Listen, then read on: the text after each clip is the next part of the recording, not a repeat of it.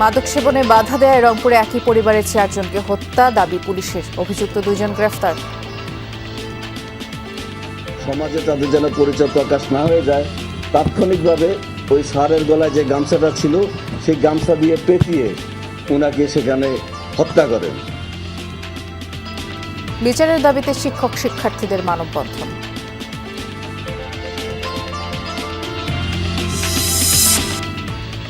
লালমনিরহাটে মাত্র 6 কার্যদিবসে শিশু নন্দিনী হত্যা মামলার রায় ঘোষণা। বিধানচন্দ্রের ফাঁসির আদেশ। মরদেহ গুমে সহায়তা করায় বিধানের বাবা মাকে 5 বছরের কারাদণ্ড। মৃত্যুদণ্ড তার দিয়েছে, তার বাবা আমার যা সাজাপ্রাপ্ত হয়েছে দিয়েছে তাতে আমরা খুশি। স্যালাইন থাকা সত্ত্বেও সিনিয়র নার্স স্যালাইন আমার রোগীকে বাইরে থেকে কিনতে বলেছেন। নওগাঁ সদর হাসপাতালে আকস্মিক পরিদর্শনে হাতে নাতে অসঙ্গতির প্রমাণ পেলেন স্বাস্থ্যমন্ত্রী। অনুপস্থিত চিকিৎসকদের মোবাইল করে চাইলেন ব্যাখ্যা। পঞ্চগড়ের তেঁতুলিয়ায় বিভিন্ন সরকারি দফতরে জনবল সংকটে সেবা প্রার্থীদের ভোগান্তি। ভারপ্রাপ্ত অস্থায়ী লোকজন দিয়ে চলছে কার্যক্রম।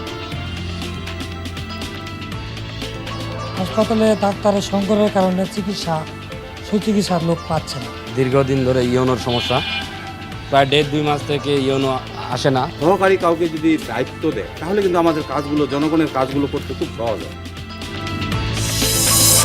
গোপালগঞ্জ পৌরসভার বেশিরভাগ সড়কই বেহাল। সামান্য বৃষ্টিতে দেখা দেয় জলাবদ্ধতা। কাঙ্ক্ষিত সেবা না মেলায় বাসিন্দাদের ক্ষোভ। চুয়াডাঙ্গায় কেউ অ্যান্ড কোম্পানির অ্যালকোহল উৎপাদনে মুনাফার রেকর্ড। চিনিতে প্রতি বছর লোকসান নিয়ে প্রশ্ন আখ চাষিদের। একমাত্র 16 আখটা ছাড়া 32 এই আখ ছাড়া কোনো আখে আপনার সুগার নেই। চিনিতে লাভবান না কারণ হচ্ছে আপনার এই যে রিকভারি কম হওয়ার কারণে।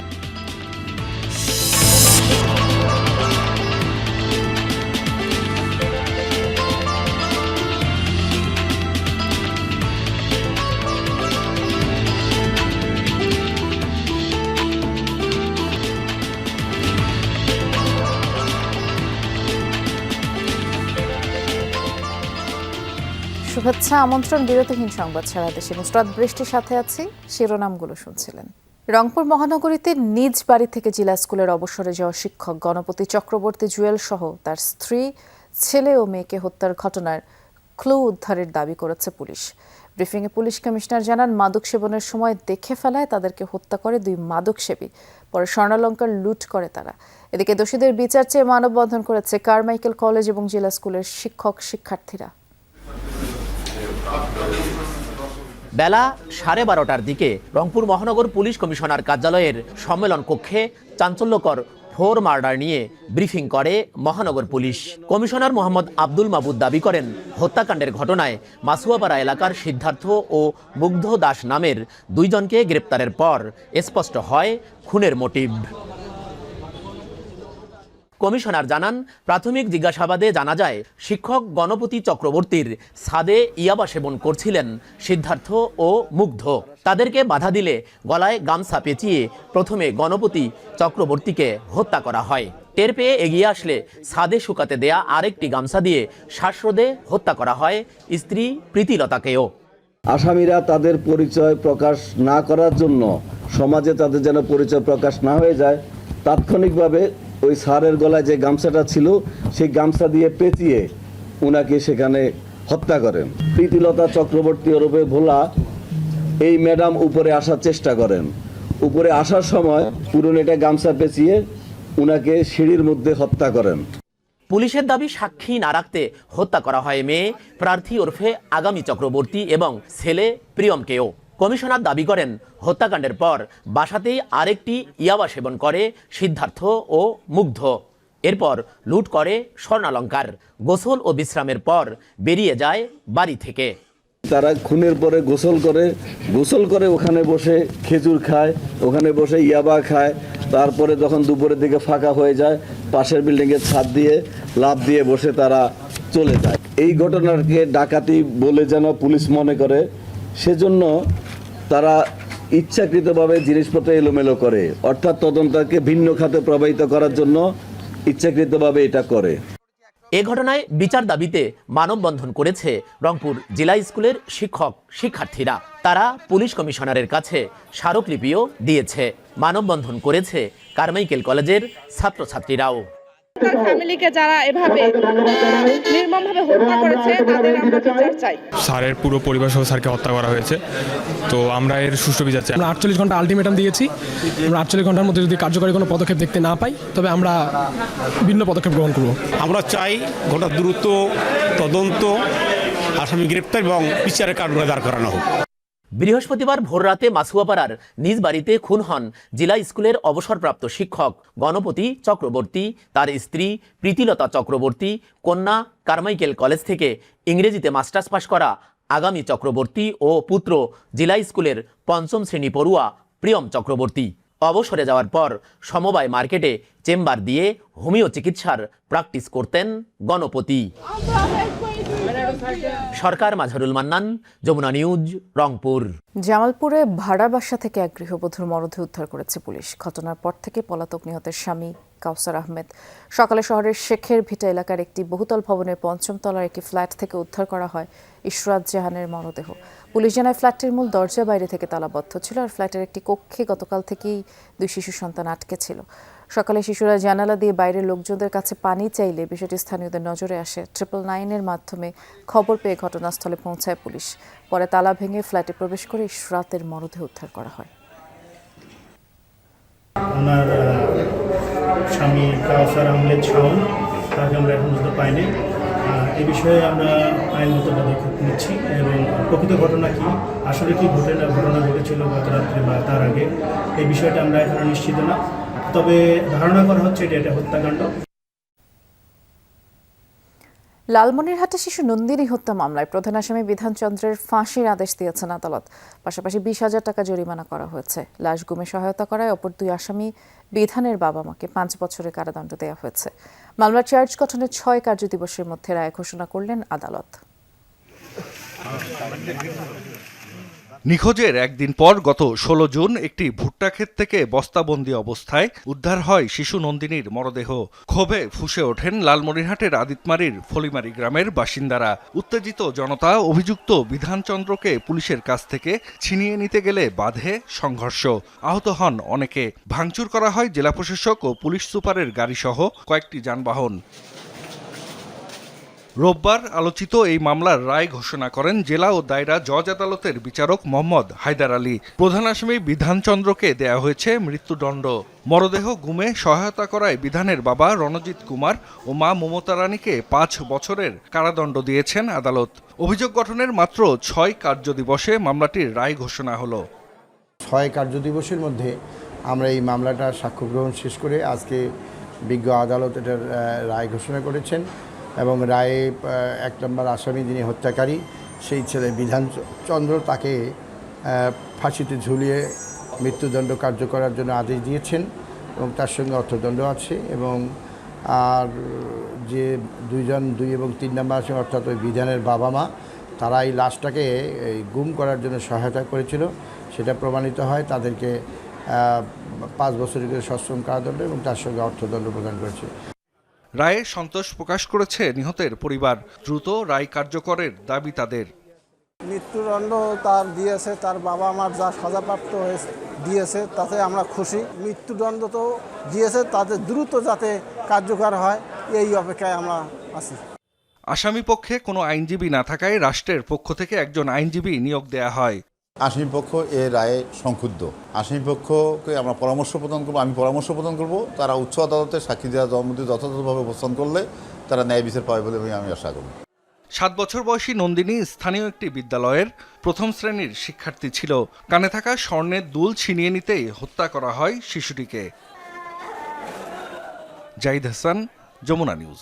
নওগাঁ জেনারেল হাসপাতালে পরিদর্শনে গিয়ে দায়িত্বরতদের প্রতি ক্ষোভ ঝাড়লেন স্বাস্থ্যমন্ত্রী সরদার মোহাম্মদ সাখাওয়াত হোসেন।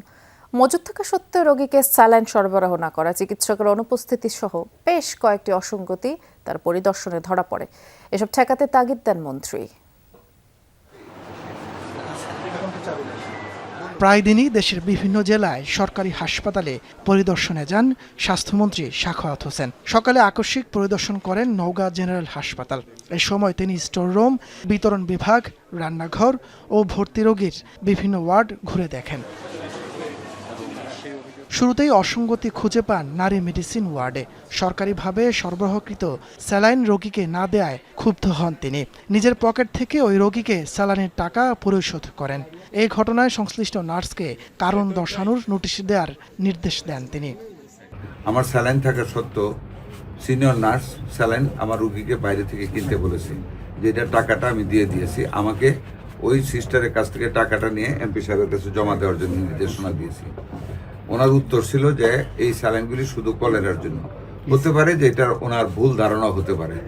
পরিদর্শনে গিয়ে প্রায় 1.5 ঘন্টা ধরে হাসপাতাল ঘুরে দেখেন স্বাস্থ্যমন্ত্রী। বেলা 11:30 পর্যন্ত অনুপস্থিত চিকিৎসকদেরকে ফোন করে ব্যাখ্যা চান এবং সতর্ক করারও নির্দেশ দেন। প্রত্যেকটা মেডিকেল কলেজ হাসপাতাল আমরা 50 শয্যা করে ডায়ালিসিস প্রতিস্থাপন করতে যাচ্ছি, যাতে করে টার্সিয়ারি লেভেলে এখান থেকে ঢাকায় রোগীদের না যেতে হয়। এখানেও প্রত্যেক এই হাসপাতালে 50টা ডায়ালিসিস মেশিন আসবে অতি সত্বর। আমরা টেন্ডার প্রসেস শুরু হয়ে গেছে। আর জেলা হাসপাতালের জন্য 10টা, তার মানে মোট ডিস্ট্রিক্ট লেভেলে 60টা ডায়ালিসিস মেশিন আছে। সাংবাদিকদের করা বিভিন্ন প্রশ্নের উত্তরে মন্ত্রী বলেন, স্বাস্থ্যসেবাকে তৃণমূল পর্যায়ে পৌঁছে দিতে কাজ করছে সরকার। খুব শিগগিরই এর সুফল পাবে দেশবাসী। তাপস সরকার, যমুনা নিউজ। প্রাথমিক শিক্ষা ব্যবস্থা পরিচালনায় নতুন নীতিমালা প্রণয়ন করা হবে বলে জানিয়েছেন প্রাথমিক ও গণশিক্ষা প্রতিমন্ত্রী ববি হাজ্জাজ। সকালে বরিশাল জেলা শিল্পকলা একাডেমি মিলনায়তনে বাংলাদেশের প্রাথমিক শিক্ষায় শ্রেণী কার্যক্রম পরিচালনা, মনিটরিং, জবাবদিহিতা, প্রশাসনিক কাঠামোর সংস্কার শীর্ষক প্রশিক্ষণ কর্মশালায় অংশ নিয়ে কথা বলেন তিনি। প্রতিমন্ত্রী বলেন, এর মধ্যে 3টি বিভাগে কর্মশালা অনুষ্ঠিত হয়েছে, এতে ভালো ফলাফল পাওয়া গেছে।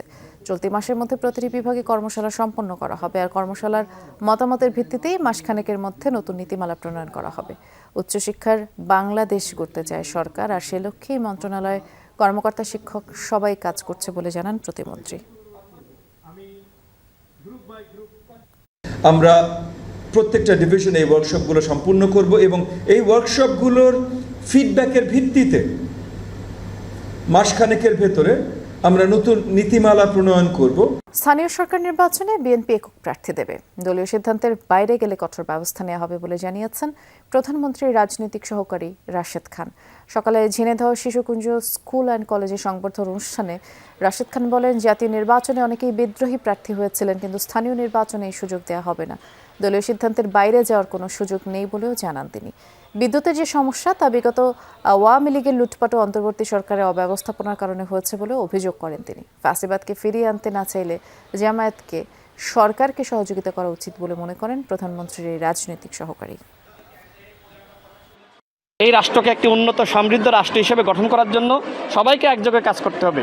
এটি বিএনপি বুঝতে পারতেছে, কিন্তু বিরোধী দল তারা বুঝতে পারতেছে না। যদি আমরা সবাই মিলে একসাথে কাজ করতে পারি, তাহলে গ্যাস এবং বিদ্যুতের যে জাতীয় সংকট, এই সংকট খুব দ্রুত ইনশাল্লাহ সমাধান হয়ে যাবে। জনবল সংকটে ধুঁকছে পঞ্চগড়ের তেঁতুলিয়ার 17টি গুরুত্বপূর্ণ সরকারি দপ্তর। কোথাও দপ্তর প্রধানের পদই দীর্ঘদিন ধরে শূন্য, কোথাও প্রয়োজনীয় কর্মকর্তা কর্মচারী নেই। ভারপ্রাপ্ত অস্থায়ী লোকজন দিয়ে কোনো মতে কাজ চালানো হলেও নানা কার্যক্রম ব্যাহত হচ্ছে, আর এতে করে ভোগান্তি পোহাচ্ছেন সেবা গ্রহীতা মানুষ। অপ্রতুল জনবল নিয়ে সেবা প্রদানে হিমশিম খাচ্ছেন কর্মকর্তা কর্মচারীরাও। পঞ্চগড়ের তেঁতুলিয়া উপজেলা স্বাস্থ্য কমপ্লেক্স ফাঁকা। উপজেলা স্বাস্থ্য ও পরিবার পরিকল্পনা কর্মকর্তার অফিস, মেডিকেল অফিসার ও টেকনোলজিস্টের অন্তত 25টি পদ শূন্য। মিডওয়াইফ সহ আরও কয়েকটি পদেও জনবল সংকট, যার প্রভাব সরাসরি পড়ছে সেবাদানে। রোগীদের চাহিদা মোতাবেক সেবা দিতে পারছেন না সীমিত এই জনবল। একদিকে স্বাস্থ্য কমপ্লেক্সে কর্মকর্তারা খাচ্ছেন হিমশিম, অপরদিকে রোগী ও স্বজনদের বাড়ছে ভোগান্তি। হাসপাতালে ডাক্তারের সংকটের কারণে সুচিকিৎসার লোক পাচ্ছে না। গরিব অসহায় মানুষ আসতেছে, চিকিৎসা পাচ্ছে না ঠিক মতো। অনেক দিন ধরে ডাক্তার নাই, ডাক্তার যেখানে আসছে থাকতে পারতেছে না, চলে যাচ্ছে। আমরা সেবা পাচ্ছি না ভালো করে। আমাদের এই জনবল সংকটের মধ্যেও আমরা কিন্তু আমাদের সেবাগুলো বন্ধ রাখিনি, আমরা যথাসাধ্য চেষ্টা করে যাচ্ছি। আর আমরা আমাদের এই সরকারি দপ্তরের কার্যক্রমগুলো যথাযথভাবে করার চেষ্টা করছি, স্বল্প জনবল নিয়েও। 6 জুলাই থেকে উপজেলা নির্বাহী কর্মকর্তার পদও শূন্য। বর্তমানে ভারপ্রাপ্ত এসিল্যান্ড। উপজেলা সমাজসেবা কার্যালয়েও নেই স্থায়ী কর্মকর্তা। মৎস্য ও উপজেলা সাব রেজিস্ট্রি অফিসের চিত্র একই রকম। কৃষি অফিসেও 12টি পদ শূন্য, এলজিডিতে 3টি এবং প্রাথমিক শিক্ষা অফিসে খালি পদ 1টি। এছাড়া পরিবার পরিকল্পনা, নির্বাচন এবং আবহাওয়া অফিসে রয়েছে জনবল সংকট। ইউনো স্যার বলতে এসিলেন্স স্যার দায়িত্বে আছে, এসিলেন্স স্যার দায়িত্বে আছে। তো আজকে ওই যে কোথায় যেন কি প্রোগ্রামে আসছে, আমাদের জন্য একটু কষ্টকর হয়। স্যারও যেমন কষ্ট করে আমাদের কাজের জন্য সময় ব্যয় করেন, আমরাও আসলে যথাসময়ে সেই কাজে স্যারের সহযোগিতা না পাওয়ার কারণে আমরাও কষ্ট পাই। আমাদের তেঁতুলিয়া উপজেলায় দীর্ঘদিন ধরে ইউনোর সমস্যা, প্রায় 1.5-2 মাস থেকে ইউনো আসে না। মাতৃভাতার কাগজ জমা দেওয়ার জন্য আসছিলাম, তো এখন এখানে লোক নাই, হয়নি কাজটা।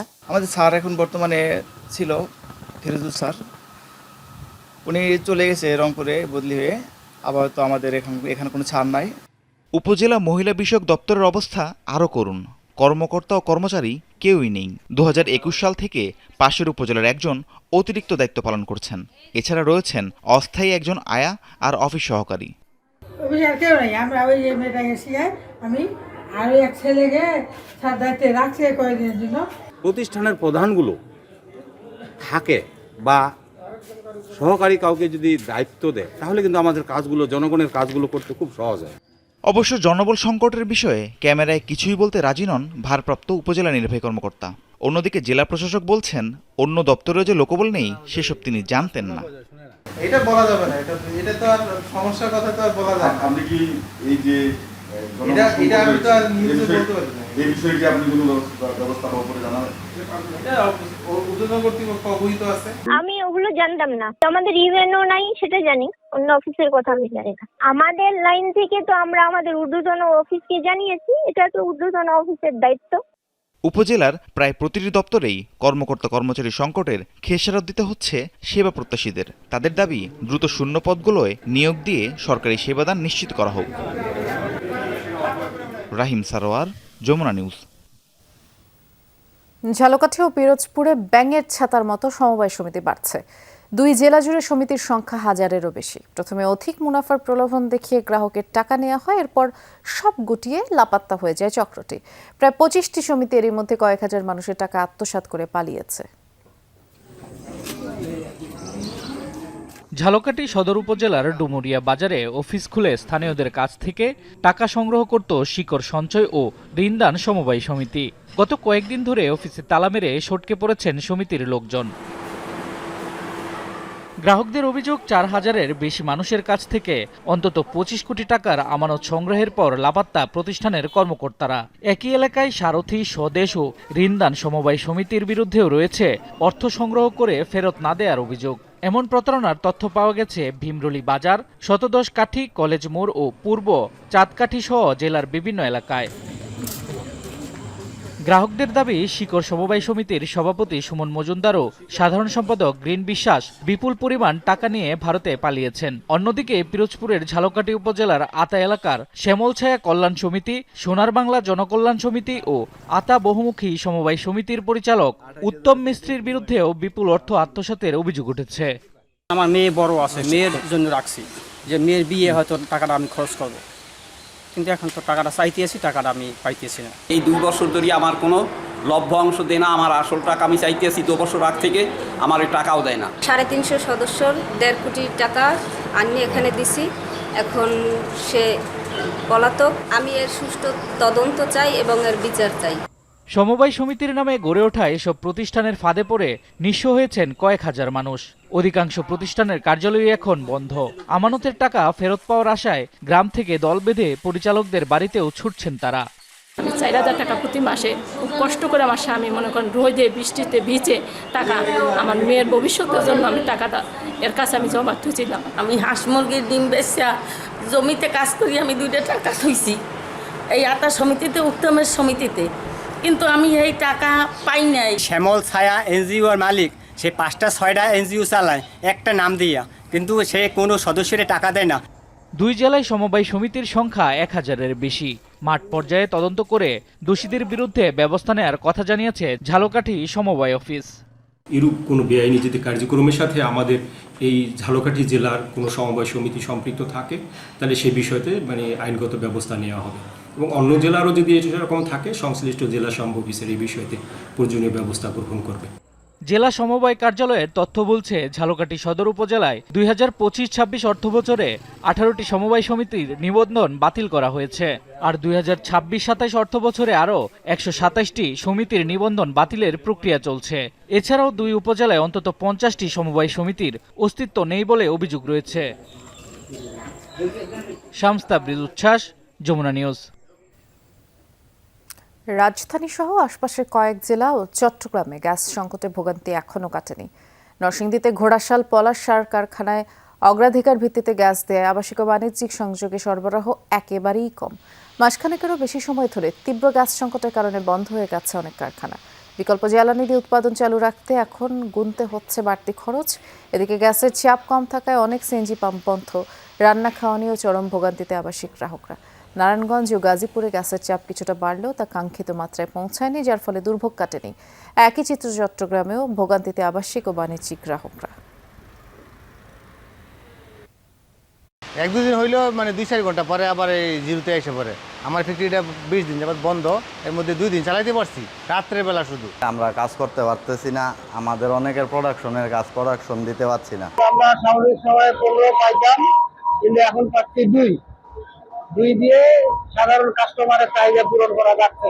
5 ঘন্টা ধরে লাইনে দাঁড়িয়েছি, কোনো গাড়ির গ্যাস নাই। গ্যাসের প্রচুর সংকট, লাইনে দাঁড়িয়ে থাকতে হয়, অনেক সময় লাগে, তবুও গ্যাস পাওয়া যায় না। নোয়াখালীর বেগমগঞ্জে দুর্বৃত্তদের ছোড়া ছড়রাগুলিতে 2 কিশোর আহত হয়েছে। শনিবার রাতে জিরোতলি ইউনিয়নের বারুইচতুল গ্রামের অটো রাইস মিলের সামনে এই ঘটনা। আহতরা হলেন সাকিবুল হাসান ও শাফাত হোসেন নাদিম। তারা দুজনেই শামসুন্নাহার উচ্চ বিদ্যালয়ের 10ম শ্রেণীর ছাত্র। ভুক্তভোগীদের দাবি, তারা বাংলা বাজার থেকে মোটরসাইকেলে বাড়ি ফেরার পথে 2টি সিএনজি চালিত অটোরিকশা তাদের অনুসরণ করে। তারা না থামালে দুর্বৃত্তরা গুলি ছোড়ে, এতে 2 জন গুলিবিদ্ধ হন। আর ঘটনা তদন্ত করে জড়িতদের বিরুদ্ধে আইনগত ব্যবস্থা নেওয়ার কথা জানিয়েছে পুলিশ।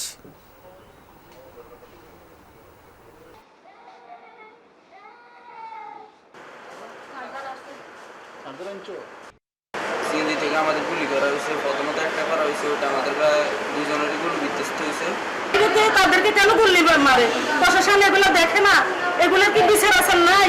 এর মধ্যে একটা শুটিং ইনসিডেন্ট হয়েছে, সেটি নিয়ে আমরা কাজ করছি। আমরা এর আগেও এরকম ঘটনা ঘটেছে। গোপালগঞ্জ পৌরসভার বেশিরভাগ সড়কেরই বেহাল দশা। সামান্য বৃষ্টিতেই পানি জমে যায়। চরম দুর্ভোগে দিন কাটছে বাসিন্দাদের। পৌরবাসীর অভিযোগ, নিয়মিত কর পরিশোধ করলেও কাঙ্ক্ষিত সেবা মিলছে না। টেকসই পরিকল্পনার মাধ্যমে দ্রুত সড়ক ও ড্রেনেজ ব্যবস্থা উন্নয়নের আশ্বাস দিয়েছেন স্থানীয় সংসদ সদস্য। সড়ক জুড়ে অসংখ্য খানাখন্দ, কোথাও আবার জমে আছে পানি। এর মধ্যেই হেলে দুলে চলছে বিভিন্ন যানবাহন। ভোগান্তিতে চালক ও যাত্রীরা। প্রতিনিয়ত দুর্ভোগ পোহাতে হচ্ছে পথচারীদেরও। দীর্ঘদিন সংস্কার না হওয়ায় গোপালগঞ্জ পৌরসভার অধিকাংশ সড়কই চলাচলের অনুপযোগী। কয়েকদিনের বৃষ্টিতে সেই দুর্ভোগ আরও বেড়েছে। শহরের লঞ্চঘাট থেকে ইসলামপাড়া সড়ক, ঘুল্লিবাড়ি, বটতলা, পোস্ট অফিস মোড় সহ 15টি ওয়ার্ডের প্রায় 70% রাস্তার বেহাল দশা। প্রতিদিনই হচ্ছে ছোটখাটো দুর্ঘটনা। সবচেয়ে বেশি দুর্ভোগে শিক্ষার্থী, বয়স্ক মানুষ ও রোগীর স্বজনরা। বাচ্চা কাচ্চা স্কুলে নিয়ে যায় না, নিজেরাও যাওয়া যায় না, অসুস্থ রোগী হলে নিয়ে যাওয়া যায় না। রিক্সাওয়ালারা ওখানে যদি একবার যায়, দ্বিতীয়বার কখনোই যায় না। তাদেরকে 3 গুণ ভাড়া অফার করলো, সেখানে যায় না, কারণ হাঁটু জল থাকে। 1 ঘন্টা 2 ঘন্টার বৃষ্টি, মাঝে মাঝে গাড়ি মানে অ্যাক্সিডেন্ট হয় এবং তলিয়ে যায়, এবং অনেকের হাত পা ভাঙে। সরকারের পক্ষ থেকে টেকসই পরিকল্পনার মাধ্যমে দ্রুত সড়ক ও ড্রেনেজ ব্যবস্থা উন্নয়নের আশ্বাস দিয়েছেন স্থানীয় সংসদ সদস্য। পৌর প্রশাসক জানালেন, অগ্রাধিকার ভিত্তিতে ক্ষতিগ্রস্ত সড়ক ও ড্রেন সংস্কারের উদ্যোগ নেওয়া হচ্ছে। ওয়ার্ল্ড ব্যাংকের সহায়তায় RUTDP একটি প্রকল্প আছে। এই প্রকল্পের আওতায় আমরা বর্তমান অর্থ বছরে এই পৌরসভার যতগুলো রাস্তা রয়েছে যাতায়াত অনুপযোগী, সবগুলোকেই আমরা অন্তর্ভুক্ত করেছি এবং আশা করছি অচিরেই এই রাস্তার যে সমস্যাগুলো রয়েছে সেগুলো আমরা সমাধান করতে পারবো। গোপালগঞ্জের অপরিকল্পিত শহর, এখানে কোনো পরিকল্পিত কোনো ড্রেন নাই, কোনো রাস্তা নাই। তাই আমি এই টোটাল গোপালগঞ্জ শহর ঘুরে ঘুরে আমি দেখছি। আগামীতে আমাদের যে বাজেট আসবে এবং আমরা চাই পরিকল্পিত একটা শহর গড়তে। গেল 3 বছরে তেমন কোনো সংস্কার কাজ হয়নি এই পৌরসভায়। সাইফ আহমেদ, যমুনা নিউজ। জামালপুরে একটি পিকআপ ভ্যান থেকে 13 বস্তা ঘোড়ার মাংস জব্দ করেছে পুলিশ। এ ঘটনায় 5 জনকে আটক করা হয়েছে। ভোরে অভিযান চালানো হয়। পুলিশ জানায়, গোপন সংবাদের ভিত্তিতে নরন্দি তদন্ত কেন্দ্রের পুলিশের একটি টিম চকবাজার সড়কে অবস্থান নেয়। এ সময় সন্দেহ হলে একটি পিকআপ ভ্যানে তল্লাশি চালানো হয়। গাড়িতে তল্লাশি চালিয়ে 13 বস্তা মাংস জব্দ করে পুলিশ। প্রাথমিকভাবে ঘোড়ার মাংস বলেই শনাক্ত করা হয়। এ সময় পিকআপ ভ্যানটির চালক সহ 5 জনকে আটক করে পুলিশ। উদ্ধারকৃত মাংসের সঠিক উৎস, চক্রের মূল হোতা, এগুলো কোথায় সরবরাহ করার পরিকল্পনা ছিল সে বিষয়ে অনুসন্ধান চলছে বলে পুলিশ জানিয়েছে।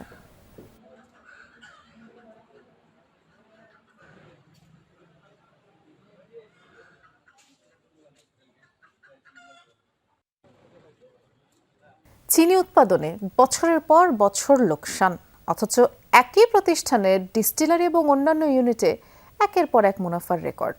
বলছি চুয়াডাঙ্গার দর্শনায় অবস্থিত রাষ্ট্রায়ত্ত শিল্প প্রতিষ্ঠান কেরু অ্যান্ড কোম্পানির কথা। 2025-26 অর্থ বছরের প্রতিষ্ঠানটির নিট মুনাফা 165 কোটি টাকারও বেশি। এর মধ্যে শুধু অ্যালকোহল থেকেই 224 কোটি টাকা এসেছে। আর এর বিপরীতে চিনি কারখানায় লোকসান 60 কোটি টাকার বেশি।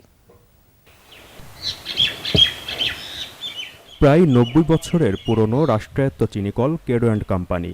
চিনি উৎপাদনে লোকসান থাকলেও অন্যান্য ইউনিটের আয়ে দিন দিন শক্তিশালী হচ্ছে প্রতিষ্ঠানটি। 2025-26 অর্থবছরের হিসাব বলছে সব ইউনিট মিলিয়ে কেরুর নিট মুনাফা 165 কোটি টাকারও বেশি, যা স্মরণকালের রেকর্ড। এর আগের বছরে কেরু মুনাফা করেছিল 129 কোটি টাকা। সেটি তখন প্রতিষ্ঠানটির ইতিহাসে সর্বোচ্চ ছিল। তবে সামগ্রিক মুনাফার এই চিত্রের উল্টো পিঠে রয়েছে কেরুর চিনি কারখানা। এবার চিনি উৎপাদন ইউনিটে লোকসান দেখানো হয়েছে 60 কোটি টাকারও বেশি। চিনিতে প্রতিবছর লোকসান হওয়া নিয়ে প্রশ্ন তুলেছেন আখ চাষি ও স্থানীয়রা। চিনিতে লাভ হওয়ার না কারণ হচ্ছে আপনার এই যে রিকভারি কম হওয়ার কারণে। আপনার জাত পরিবর্তন করলে ইনশাল্লাহ আমি মনে করি আপনার চিনিতেও লাভ সম্ভব। আপনার এখনকার যেসব আখগুলো এর ভিতরে একমাত্র 16 আখটা ছাড়া 32 এই আখ ছাড়া কোনো আখে আপনার সুগার নেই। বাড়ি বাড়ি যাইতে হবে, গিয়ে তাদেরকে বোঝাইতে হবে ভাই আখ চাষ করেন, আখের দাম বেড়েছে, কিন্তু তারা তো সেভাবে তো করে না। প্রতিবারের মতো এবারও কেরুর মুনাফার সবচেয়ে বড় উৎস ডিস্টিলারি ইউনিট। বিলেতি ও দেশীয় মদ উৎপাদন এবং বিক্রি করে এই ইউনিটে লাভ দেখানো হয়েছে প্রায় 224 কোটি টাকা। মোটামুটি বাজারে চাহিদা পূরণ করতে সক্ষম হচ্ছে এবং এই ডিস্টিলারি এই কেরু অ্যান্ড কোম্পানির এত বেশি মুনাফা অর্জনের পিছনে ডিস্টিলারি ব্যাপক ভূমিকা পালন করছে। ফরেন লিকার উৎপাদন এবং বিক্রয় দুটোই আমরা বিগত অর্থ বছরের থেকে 25-26 অর্থ বছরে বৃদ্ধি পেয়েছে। মানে 24-25 অর্থ বছরে লাভ ছিল 189 কোটি টাকা, এবারে হয়েছে 25-26 অর্থ বছরে হয়েছে 223 কোটি টাকা। এছাড়া জৈব সার কারখানা, বাণিজ্যিক খামার, ফার্মাসিউটিক্যালস ইউনিটের মুনাফা উল্লেখযোগ্য। এসব লাভের সাথে লোকসান ও রাজস্ব খাত সমন্বয় করে নিট মুনাফা 165 কোটি টাকা। তবে আগামীতে চিনি খাতের লোকসান আরও কমিয়ে প্রতিষ্ঠানের মুনাফা বাড়ানোর চেষ্টা অব্যাহত রয়েছে বলে দাবি কেরু কর্তৃপক্ষের। এই প্রকল্পটি যদি এই বছর আমরা সম্ভব সঠিকভাবে চালাতে পারি, ইনশাল্লাহ আমাদের লসের পরিমাণটা কমবে। কারণ আমরা আশা করছি যে আমাদের রিকভারিটা কিছুটা বাড়বে, আর চাষির আখও যদি এর সাথে আমরা বেশি পরিমাণে পাই তাহলে আমাদের চিনির পরিমাণটাও বাড়বে আর আখের লসের পরিমাণটাও কমবে। এখন দেখার বিষয় ভবিষ্যতে চিনি উৎপাদনে লোকসান কমিয়ে প্রতিষ্ঠানটি তার সামগ্রিক মুনাফাকে আরও কতটা বাড়াতে পারে। জিসান আহমেদ, যমুনা নিউজ, চুয়াডাঙ্গা। এই ছিল আমার কাছে বিরতিহীন সংবাদ সারা দেশের আয়োজনে।